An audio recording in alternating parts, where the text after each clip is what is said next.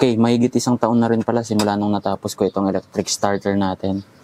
So ngayong araw, tignan natin kung ano na yung itsura. Tapos isi-share ko na rin yung mga naging problema niya. Matagal ko na rin itong hindi binubuksan. And nirepaint ko na rin yung magneto kasi kinakalawang siya. Parang same issue ng mga scooter kasi itong magneto na to galing siyang scooter, Honda Click. Sakit na talaga yun ng mga ACG starter ngayon or yung noiseless starter. Sa mga hindi pa rin nakakaintindi nito, yung magneto mismo yung starter ha. Siya na yung mismong iikot para mapaikot yung crankshaft. Ayan guys, may pintura pa rin naman. Ayan, mukhang napigilan ko na yung kalawang. Tapos yung mga bolt natin hindi naman lumuwag. Naka-threadlock kasi yan, yung pulang threadlock, yung mas malakas. Dati, nung nilagay ko yung mga bolt na to, hindi ko pinakita. Pero, tinimbang ko pa yan ng isa-isa para ma-balance pa rin natin ng kaunti. Kasi, DIY lang tong magneto natin, ano.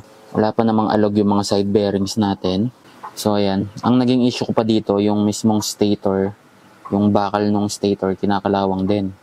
Kaya, nirepaint ko na rin yun. Typical na problema talaga ng mga bagong scooter ngayon, yung kalawang magneto. Yung mga nilagay kong bolt ng Pulsar, mga itim kasi yan, no? Ayan, kinalawang na din. Napakatagal ko rin tong inisip bago ko siya umpisang gawin kasi napakasikip ng space. Kailangan ipagkasya talaga yung magneto at yung stator. Pero kinaya naman. Nakadalawang magneto pa tayo dito, nasira yung una, diba? Dahil dun sa unang machine shop.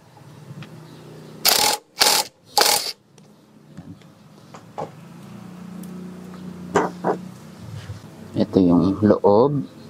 Wala naman sumasayad. Ayan na guys yung stator natin. Medyo marumi lang. Kinalawang na rin yung mga bolt na nilagay ko kasi hindi sila stainless. Di naman umaalog. Wala namang crack yung plate siguro. Bugahan natin ang hangin.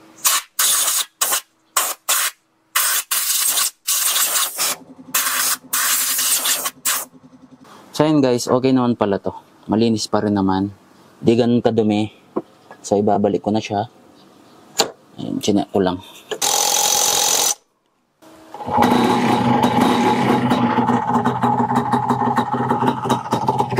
So ayan guys, no, nag-i-start naman siya agad. Okay, ang naging issue pa nito guys ay akala ko yung battery laging nalulobat. So, kasi tuwing umaga ayaw tumuloy nung ikot. Konti lang, kailangan mo pang pindot-pindutin. Akala ko talaga battery yung problema or mahina yung charging. Pero after ko siyang ma-diagnose, ang naging problema pala talaga ay yung socket ng ECU. Tulad nito. Ito, reserva ko lang to. Ang nagiging problema, nasusunog yung ibang terminal. So, itong nakalagay, sunog pa rin siya, pero nilinis ko na lang. Ma-under pa rin naman. Nasunog yung isang terminal, parang itong side na to. Itong side na to. So, ang ginawa ko, nilinis ko lang siya. Tinanggal yung mga itim-itim. Ang naging problema pala, naglulos yung connection. So, actually, kahit sunog na yung isang terminal, nilong ride ko pa rin siya sa Dipakulaw. At wala naman naging problema. Sa umaga lang naman siya medyo hirap. Pero kapag uminit na yung system, ayan, yung connection, mabilis na agad. Isang pindot na lang, start na agad. Sakit din talaga to ng mga Honda Beat. Yung mga Honda, Yamaha Aerox, ayan, sakit talaga nila itong mga nasusunog yung ECU socket.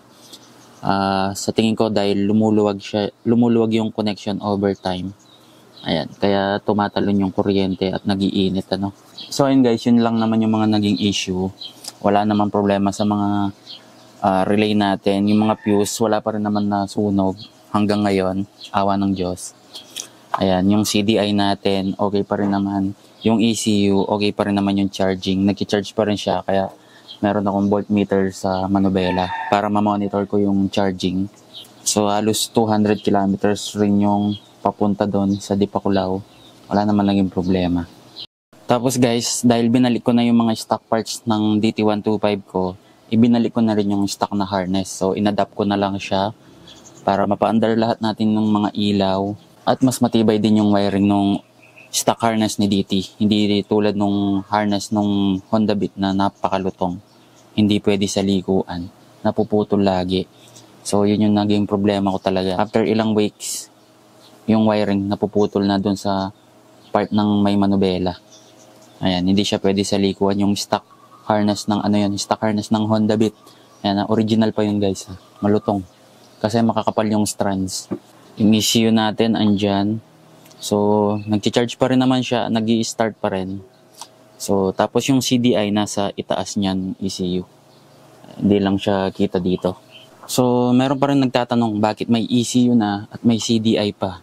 So, ang naging problema ko kasi dito sa ECU, syempre, iba yung timing nito, pang 4-stroke, pa-advance siya, no? Ang 2-stroke kasi, kapag high RPM, pa-retard yung timing nito. So, pwede mo naman siyang i-remap kung may mga tools ka. Kasi wala akong tools. Ang problema din, yung way nito para mag-spark, medyo masyado ng advance para sa utak ko siguro, no? Mahirap siyang pag-aralan, no? Ang ginagawa nito, meron siyang TDC detector na yung signal na nanggagaling dun sa CKP sensor, nire-read niya yon. So, tapos, dun sa pattern na yon, dun niya marirecognize kung kailan siya mag-i-spark. Tulad nito. Ayan, ito yung pattern, guys. Ayan, no? May pattern, ano? Yung TDC niya. Madidetect niya yung TDC dyan. At kung kailan siya mag-i-spark gamit yung mga CKP sensor. Ayan. Yung 4 na hall sensor yan. Ang mas mabilis na way ay lagyan na lang ng CDI na battery operated. Ang problema din kasi, dahil pabaliktad na yung lagay ng magneto ko, etong pattern nito magiging baliktad na rin kasi baliktad na rin yung pagkakalagay ng CKP sensor at ng mga hall sensor, 'di ba? Dahil nilagay ko na siya sa left side. Kapag sa scooter kasi nakalagay yan sa right side. So ayan, kaya meron tayong pulsar ngayon dito. Ayan, mas madaling way para mapaandar natin yung ignition system. Pero kakailanganin pa rin yung CKP sensor para mapaikot itong magneto. Kasi nandun yung mga hall sensor natin. Ayan, para ma-read ng ECU kung anong posisyon itong magneto guys ha. Kailangan din tama yung timing ng hall sensor para hindi umikot patras itong magneto. So, yun yung na-solve na natin yung dati. Tapos nakahanap na ako ng pork boots na yellow. Ayan. Itong taillight, dinugtong ko siya sa ECU. So, aandar lang yung taillight kapag umandar na yung makina. So, para na rin hindi mag-overcharge yung battery. Kaya, kailangan may nakasinding ilaw. Dati, umaabot to ng 15 volts. Pero, nung tinignan ko yung service manual ng Honda Click, normal lang yung 15.1 yung max na voltage. Akala ko overcharging na yung dati eh. Pero sa mga hybrid system, okay pa yon kasi nakasulat yun sa service manual ng Honda Click ha. Tapos napa-under ko na yung RPM at yung speedometer. Napasmooth ko na rin. Dati kasi umaalog-alog yung mga niyan, mga kamay. Ayun o.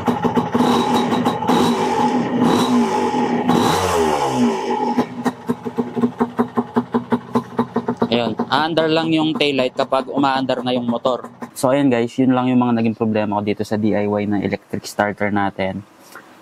Naisip ko lang ito talagang gawin kasi kapag nasa alanganing pwesto ako sa trail, ayan, nahihirapan akong mag-kick. So kaya naisipan ko lagyan ng starter. Nagtagumpay naman, umandar naman siya. Nasubukan ko na siya sa trail lang isang beses. Kaso wala na akong kasama ngayon nagtitrail. Tumigil na sila. So, kaya binalik ko na sa stock itong DT ko. Sana matuloy ko na rin mapuntahan yung Mapanwepe Lake gamit ito. So, ayan, start ulit natin.